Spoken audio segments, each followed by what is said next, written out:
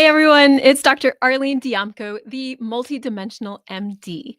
Thanks again for joining me. My mission is to help bring the intuitive spirit back to health in practical and tangible ways so that we can access deeper healing and experience more peace, love, and joy in our everyday lives. So today's episode is on the spirit of gift giving and how giving consciously helps everyone, including you, because 'tis the season for sharing and gift giving. And maybe you're already breezing through the holidays, doing your thing. But I do love reflecting on how we can get more out of everyday moments. And as I've been creating my own holiday list and gift giving ideas and everything, I've been sitting and meditating and wondering like what all of these presents actually represent and how we could get more out of this beautiful tradition. I wrote about conscious giving in my book, I Am Intuitive. This is the book here, if you haven't seen it. And this is on pages 203 and 204. But I actually wanted to expand on what I wrote there and talk about it more in this episode. Because did you know that there is an art to giving? There are ways to enhance giving so that all involved can benefit more. And did you know that gift giving is actually good for your health? That we are literally designed to help each other? And would you like to have a mindful gift giving meditation to help you and your loved ones get get the most out of the festivities and this tradition of gift giving? If yes, then stay till the very end of the podcast episode and I'll share a beautiful, simple meditation that you can use. So first, we'll start off with this anthropological perspective and how sharing is powerful. This is really interesting. I actually came across this when I was looking up the meaning of Thanksgiving and how that holiday came about. And this wasn't necessarily directly related to the holiday of Thanksgiving in this country, but there is an indigenous practice called potlatch. And I'm going to explain this in how I understand it. But please, if you have a Native American background, indigenous background, and you know about, more about this, and you would like to add anything to it, then please do in the comments. But I will do my best here. So potlatch is this beautiful gift-giving feast that was practiced by the indigenous people of the Pacific Northwest in both Canada and the United States. And actually, a leader's wealth and power were emphasized by their ability to share. So that's an idea that actually makes a lot of sense, but can seem counterintuitive to our current culture. This celebration of potlatch could be held on special occasions, such as births, deaths, adoptions, weddings, coming of age, and they tended to be done more in the winter seasons when resources were more limited and sharing helped to maintain the community. So you can see in doing that, if some people had more and other people were in need, that sharing would be so powerful. And actually, the power of sharing was recognized by the settlers and colonists.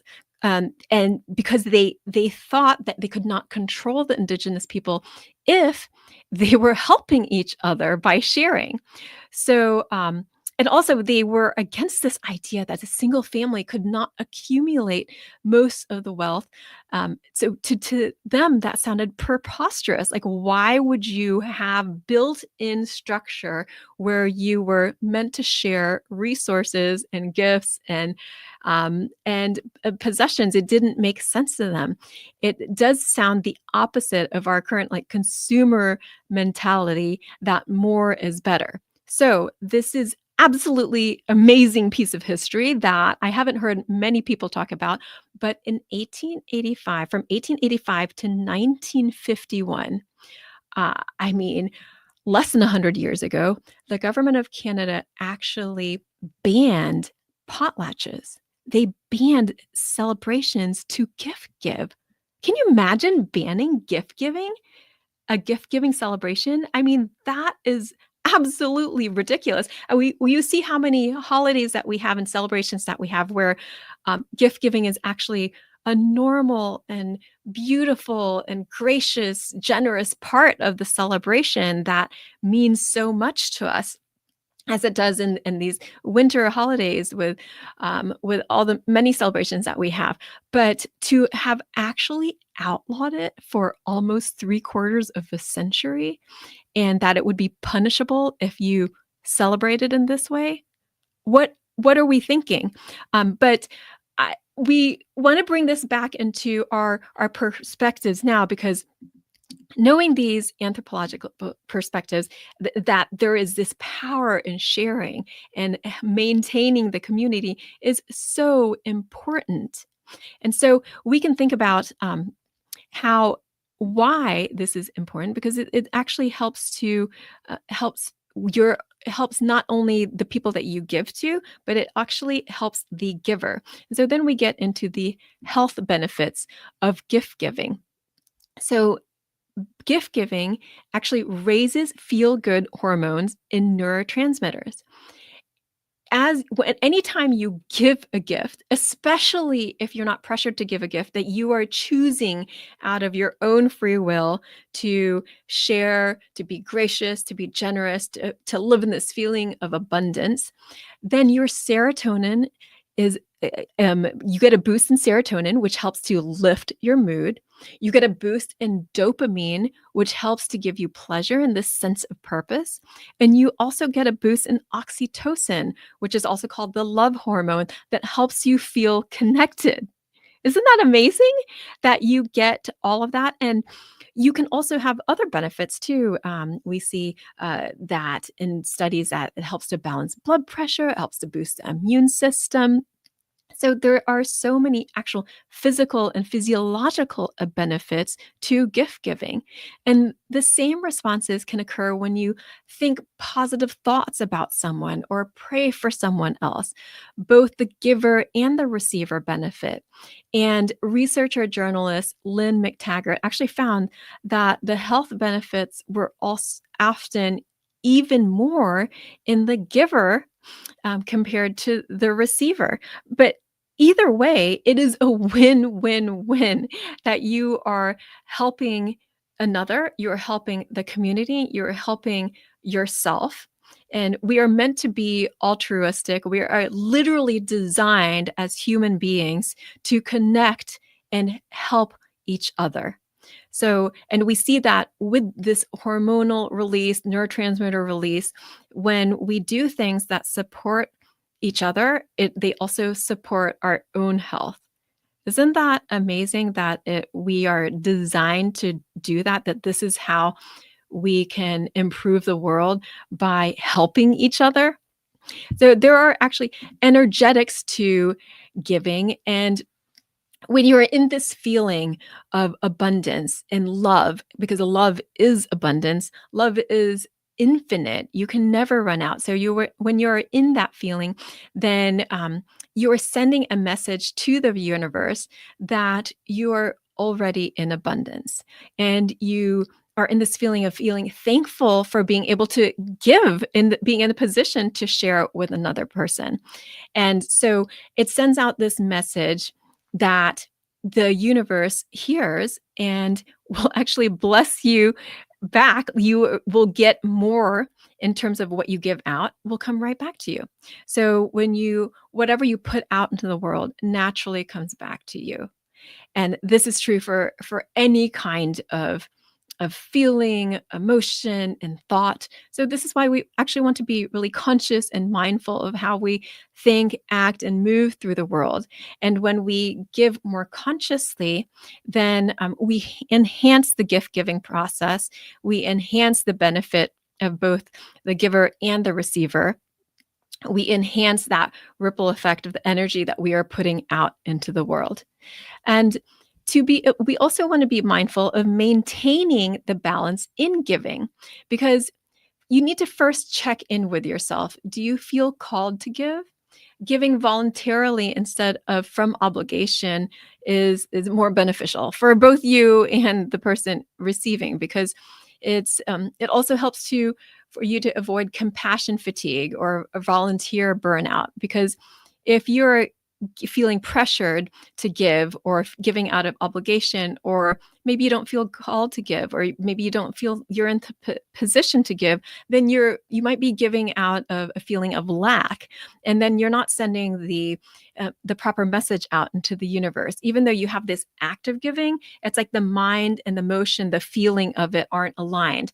And when you have mind, emotion, body out of alignment, then that is actually detrimental to your health. You need to have everything to come together to enhance the health benefits, to live in a way that's authentic, that supports your overall being. So when your actions, so the physical action, are aligned with this feeling of I am in abundance, I am in love, I I feel that I am in the position to give, I can be generous, I'm thankful for what I have, and so I'm thankful for this feeling of this situation that I am, that I can give, and then you give in that spirit, then you have mind, body, spirit aligned. When you're feeling kind of resentful that somebody asks for something and then you're like, oh, kind of begrudgingly like give it, it's you're splitting yourself. So your action is not aligned with your thoughts and your feelings about it. And you have to sometimes be honest with yourself, because you can cover up the feelings of subconscious resentment, and then you're getting into like over giving. So you haven't like balanced yourself out before you're giving. Also, you need to be able to give without any expectation or the kind of reaction from the receiver. You're giving because you have infinite love and not relying on the receiver to make you feel good about yourself. Of course, our ego loves that. We love that kind of stroking of like, oh, thank you so much. You're an amazing person. I mean, who wouldn't love those kinds of kind words? But when you are feeling like you rely on that to feel good about yourself, to feel confident, to feel that you did a good thing, then you're relying on this external confirmation of something that should be more internal, a feeling that comes from within you rather than from outside of you.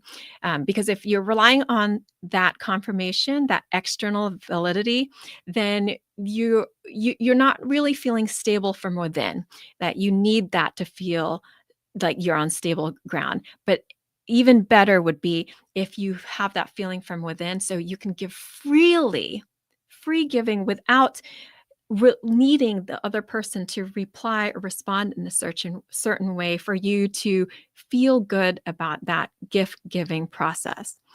I mean, I'm not saying that to put yourself in a position of being taken advantage of. That's where you have to assess, like, uh, am I being called to give? Do I have any feelings of resentment of giving? Am I feeling pressure to give?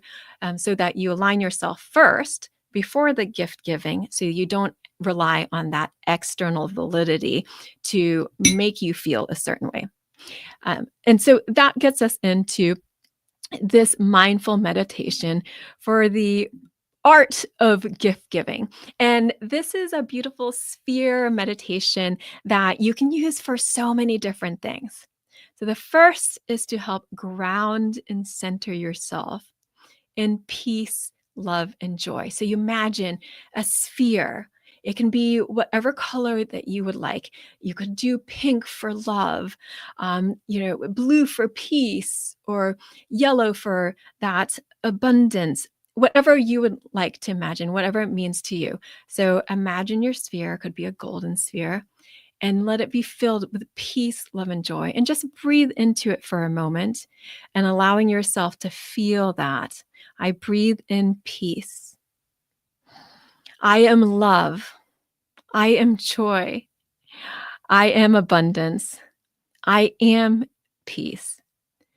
And so as you breathe that in, then you imagine another sphere. So you imagine whoever you are giving the gift to, whether it's a person, a group, an organization.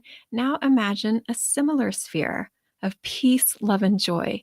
And imagine that person being nested in this sphere. And then breathing into that vision. And if you have a hard time imagining, then you could take a spherical object, or you can take a picture of that person and just send peace, love, and joy to that person or group.